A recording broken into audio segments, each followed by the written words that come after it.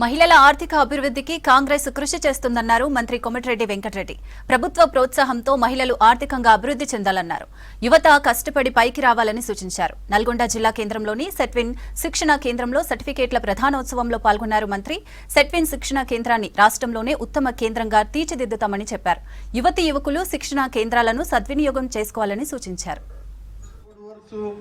మధ్యలో municipal elections, అంతకుముందు sarpanch elections అన్నీ అయిపోయినాయి.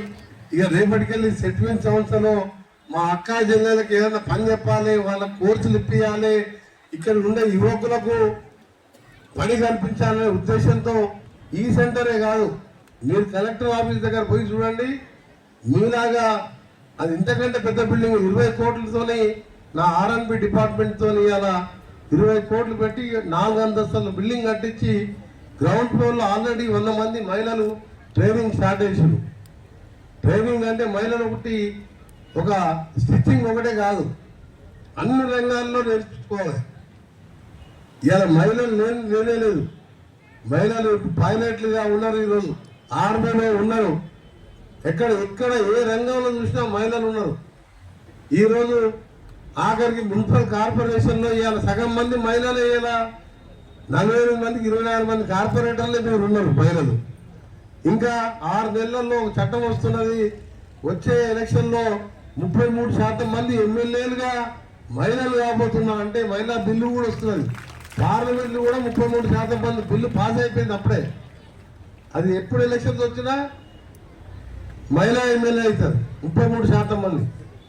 అందుకనే మహిళలకు ఒకటే నేను కోరేది, మహిళలకు పురుషులకు తేడా లేకుండా పట్టుదలతో అనుకుంటే ఏదైనా సాధించవచ్చు మనం. ఇవాళ IAS-లో IPS-లో చూస్తే IPS-లో అంతమంది సెలెక్ట్ అవ్వడే కాదు, IPS ట్రైనింగ్ తీసుకోవాలంటే గుట్టలు కొండలను ట్రైనింగ్ చేయాలంటే అలాంటి ఆఫీసర్స్ ఎంతో సగం మంది IPS ఆఫీసర్స్ ఉన్నారు. స్కూల్ కడుతున్నాం 200 కోట్లతోనే యంగ్ ఇండియా స్కూల్ అని మన SLBCలో కడుతున్నాం.